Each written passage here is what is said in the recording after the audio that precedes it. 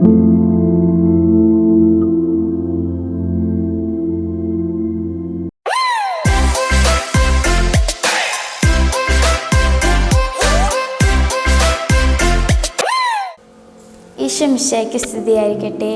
വിശുദ്ധ തോമസ് അക്നാസ്, വിശുദ്ധരിൽ വിഘ്നൻ, വിഘ്നരിൽ വിശുദ്ധൻ, വിനയമൂർത്തി എന്നീ അപരനാമങ്ങളിൽ അറിയപ്പെടുന്ന വേദപാരംഗതനാണ് വിശുദ്ധ തോമസ് അക്നാസ്. ഇറ്റലിയിലെ അക്നോ എന്ന സ്ഥലത്ത് ഒരു പ്രഭു കുടുംബത്തിലാണ് അദ്ദേഹം ജനിച്ചത്.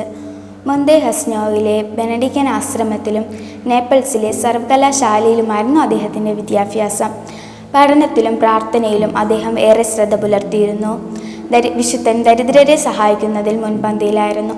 മാതാപിതാക്കളുടെയും സഹോദരങ്ങളുടെയും കടുത്ത എതിർപ്പ് അതിജീവിച്ച് തൻ്റെ 17ാമത്തെ വയസ്സിൽ വിശുദ്ധൻ ഡൊമിനിക്കൻ സഭാവസ്ത്രം സ്വീകരിച്ചു. തുടർ പഠനത്തിനായി പാരീസിലേക്കുള്ള യാത്രാമധ്യേ അദ്ദേഹത്തിൻ്റെ വീട്ടുകാർ അദ്ദേഹത്തെ പിടികൂട്ടി വീട്ടുതടങ്കലിലാക്കി. എന്നാൽ തോമസിൻ്റെ വിശ്വാസത്തെ ശക്തിപ്പെടുത്തുകയാണ് ചെയ്തത്. തടവറയിൽ യേശുവുമായി ഒന്നിക്കുവാൻ അദ്ദേഹത്തിന് സാധിച്ചു. 2 കൊല്ലം തടവിൽ കഴിഞ്ഞിട്ടും മകനിൽ മാറ്റമൊന്നും കാണാത്തതിനാൽ അമ്മ തന്നെ മകനെ തടവിൽ നിന്ന് മോചിപ്പിക്കാൻ മുൻകൈയെടുത്തു.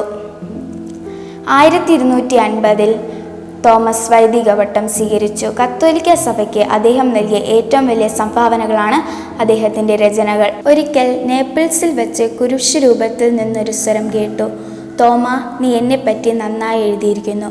പകരം നിനക്ക് എന്താണ് വേണ്ടത്? കർത്താവെ, അങ്ങയെ ഒഴികെ മറ്റൊന്നും വേണ്ട എന്നതായിരുന്നു മറുപടി. 1274 മാർച്ച് 7 അദ്ദേഹം ദൈവസന്നിധിയിലേക്ക് യാത്രയായി.